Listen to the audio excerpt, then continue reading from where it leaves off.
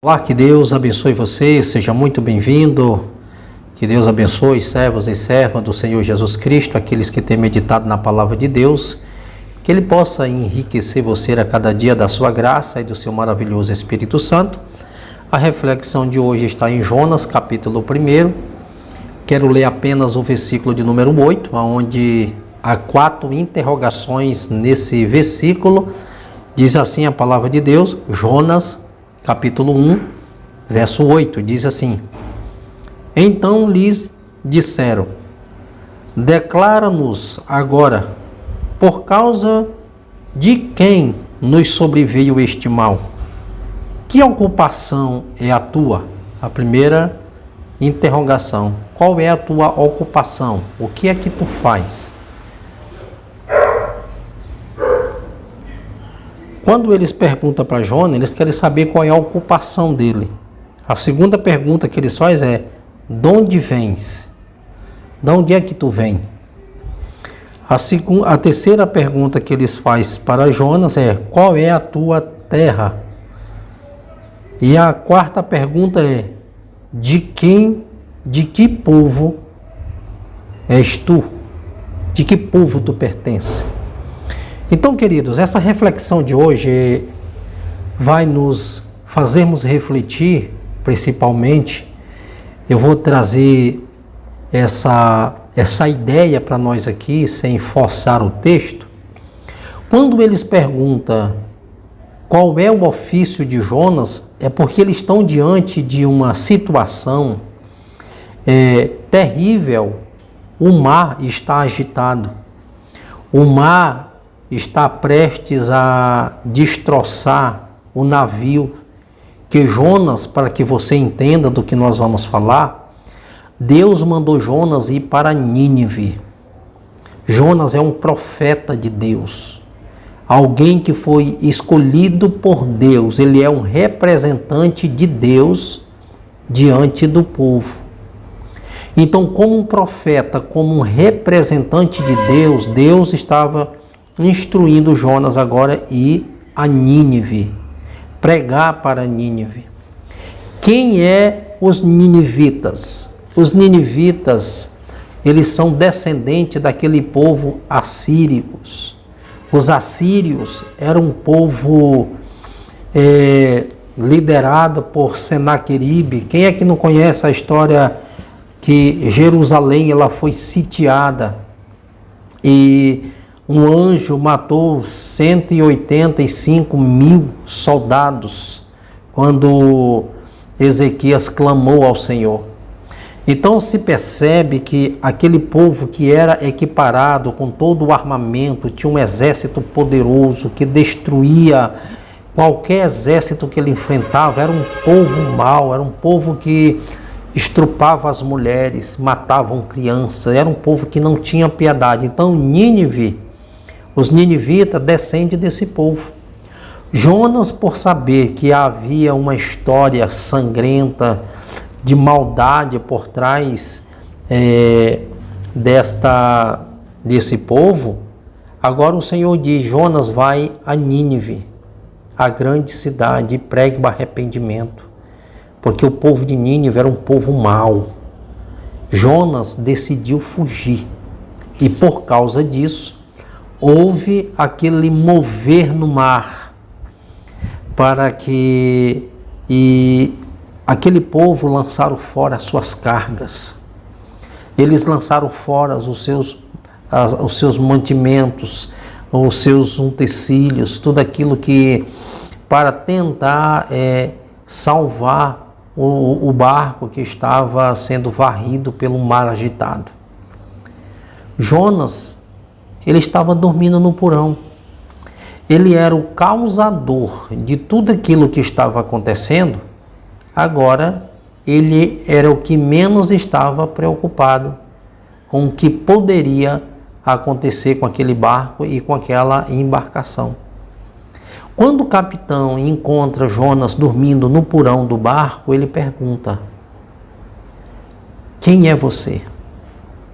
E o que você faz? De onde você vem? E de que povo você pertence? A primeira pergunta que ele faz para Jonas aqui, é sobre isso que nós vamos discorrer. A primeira pergunta que ele faz aqui para Jonas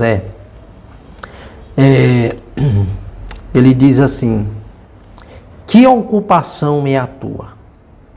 O que tu faz? Qual é a tua ocupação? Nós vamos trazer essa mesma pergunta para nós, para os nossos dias. Qual é o teu ofício na casa de Deus? No início eu falei que Jonas era um profeta de Deus. E você? Qual é a sua ocupação? O que você tem feito? Qual é o chamado de Deus na sua vida? O que você entende como chamado? Qual é o teu posicionamento no reino? Porque a Bíblia diz que Deus ele deu dons aos homens. Prova disso você vai encontrar em Efésios capítulo de número 4.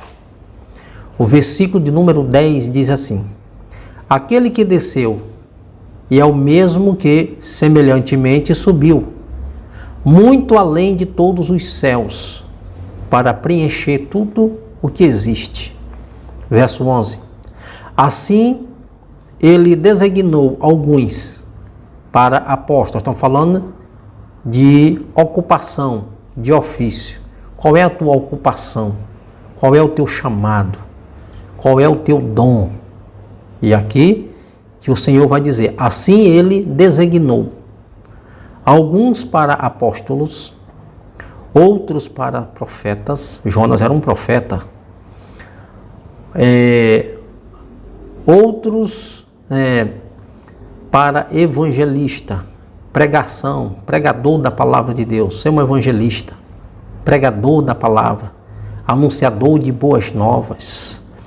E outros para pastores, apacentar, cuidar, introduzir nessas pessoas a palavra, cuidar da vida destas pessoas.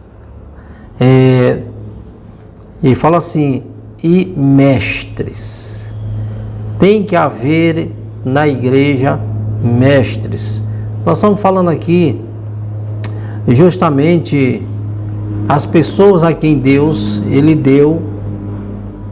Qual é o propósito de Deus dar dons aos homens? Deus dá ministérios aos homens. É importante sabermos disso. Que aqui é dom. E aí ele fala aqui, qual é o propósito dos dons? O propósito é com o propósito de aperfeiçoar os santos para a obra do ministério, para que o corpo de Cristo seja edificado. Então esse é o propósito. A pergunta do capitão do navio para Jonas é: qual é a tua ocupação? Qual é o teu dom? O que é que Deus tem falado com você? Para quem Deus te enviou? Para fazer o quê? Não fuja do propósito de Deus. Você precisa procurar em Deus, em Cristo, a tua identidade. Procura a tua identidade no que você se identifica, no que você pode somar, no que você pode fazer. Uma coisa eu te garanto, como pastor de igreja eu te garanto: Deus não chamou ninguém desocupado e Deus não chamou ninguém para não fazer nada. Todos aqueles a quem Jesus chamou, eles tinham uma função, eles tinham um talento, eles tinham um serviço. Mas Deus só chama aqueles que são habilitados, no sentido de você já ser uma pessoa que tem um ofício, que sabe o que é responsabilidade. Ele chama aqueles que são ocupados, porque aqueles que são ocupados são responsáveis, são comprometidos, são pessoas experimentadas, são pessoas que sabem o que é o peso de uma responsabilidade, sabe o que é peso de uma liderança e sabe o que é ser liderado. Então somos essas pessoas. Olha o ministério de Jesus. Quem foi que ele chamou? Ele não chamou ninguém que não estava fazendo nada. Ele chamou todos aqueles que estavam trabalhando, tinha um ofício. Pedro e como alguns eram pescadores. Mateus era um coletador de impostos. Estava na coletoria naquele dia, colhendo imposto. O Senhor Jesus olhou para Mateus e disse: vem e segue-me. Então a gente vai observar que Deus ele sempre vai chamar pessoas que são pessoas experimentadas no trabalho, que têm responsabilidade e obrigações.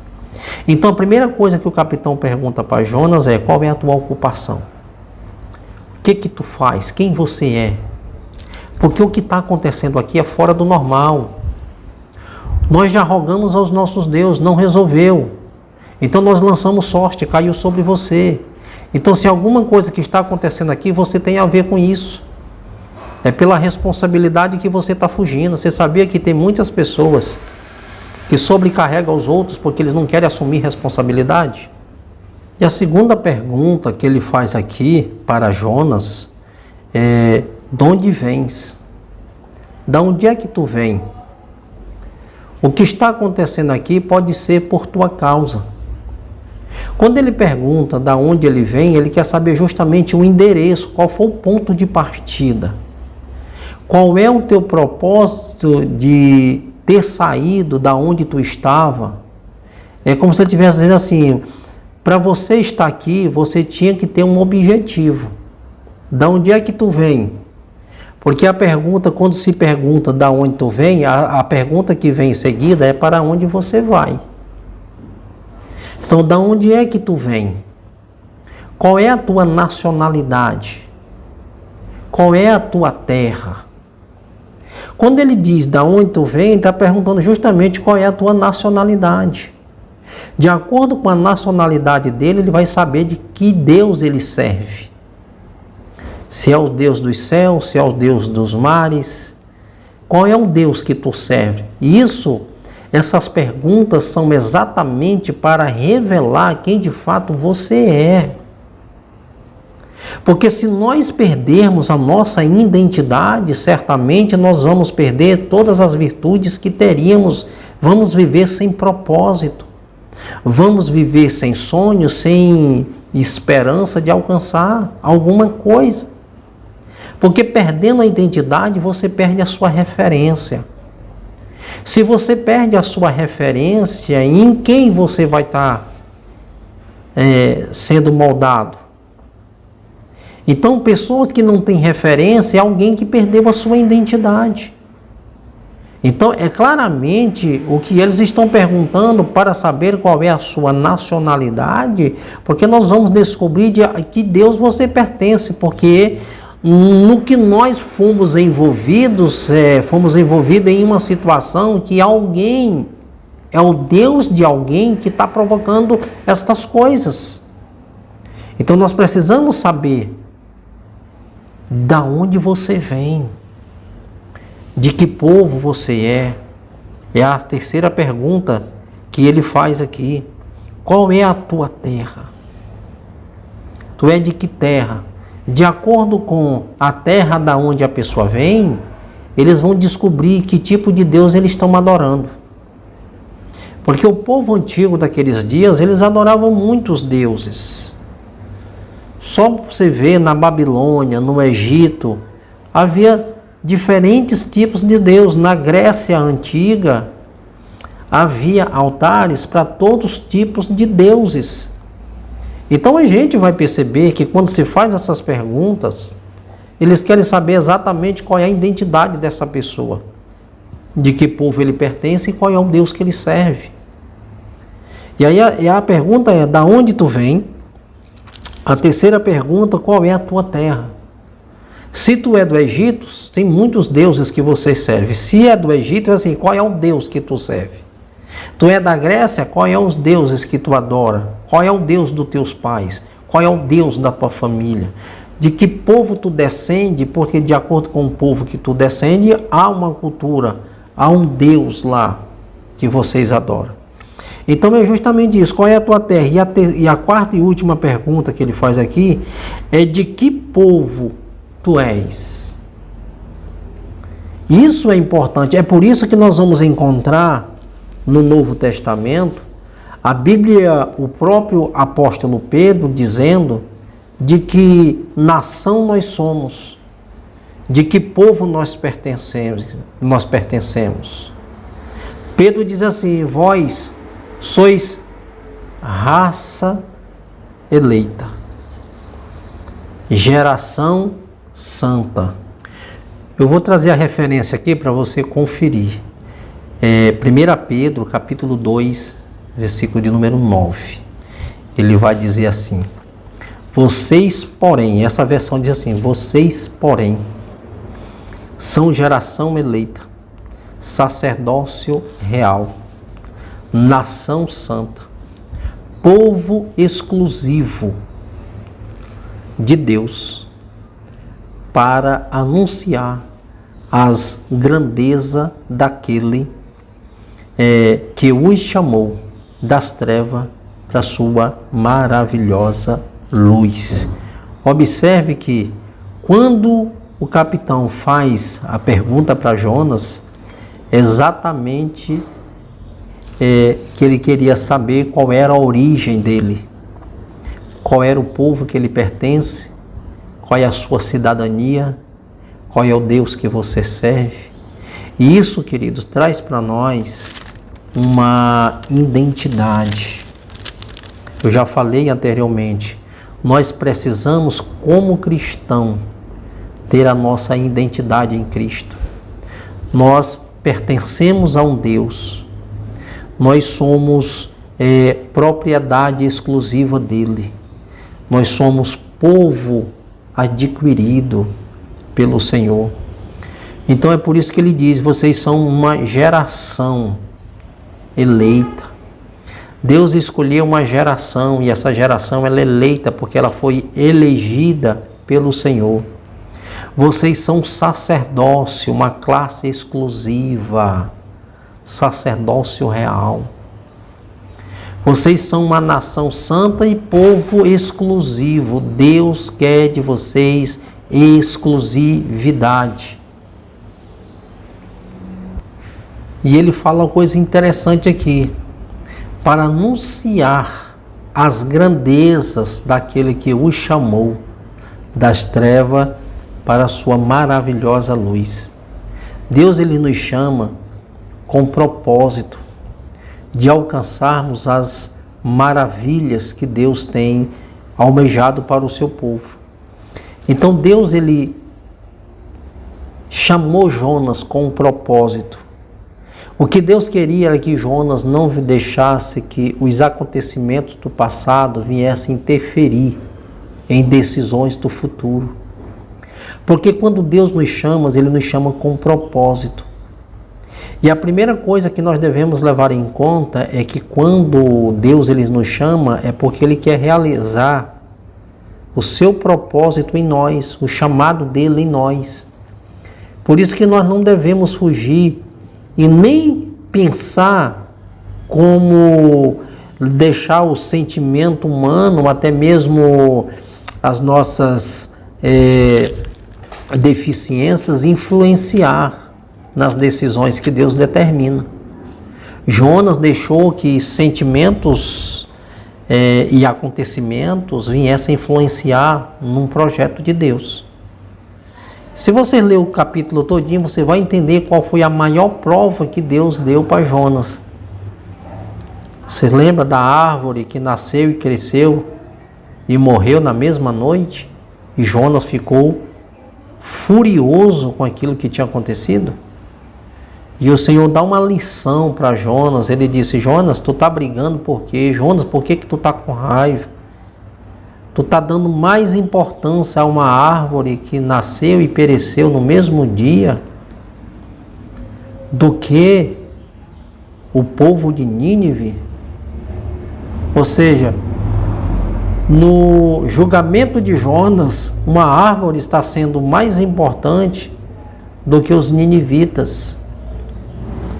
E o Senhor dá uma lição para Jonas, porque Jonas foi o único profeta na Bíblia que eu vi pregar o arrependimento e torcendo para o povo não se arrepender. E Deus dá uma lição para Jonas, que ele não deveria agir dessa forma. Então, queridos, que nós venhamos buscar em Deus a nossa verdadeira identidade e descubra qual é o propósito de Deus para a sua vida. Qual é o teu dom? Você tem um dom. Deus chamou você com um propósito. E não se esqueça de Efésios capítulo 4, do verso 10 em diante. Deus chamou você com propósito e o dom que Deus te deu foi para o aperfeiçoamento dos santos. Por isso, não fuja do propósito de Deus. Não fuja, porque Deus tem algo a fazer com você e para que você, com o dom que Deus te deu, você possa trazer um aperfeiçoamento dos santos. Deus quer te usar para edificar a sua igreja. Amém? Que Deus te abençoe. Eu falei um pouco lento para que você entenda o propósito, para que você compreenda qual é o teu chamado. Então, o foco é: busque em Deus a sua identidade. Que Deus te abençoe e te dê muita graça, em nome do Senhor Jesus.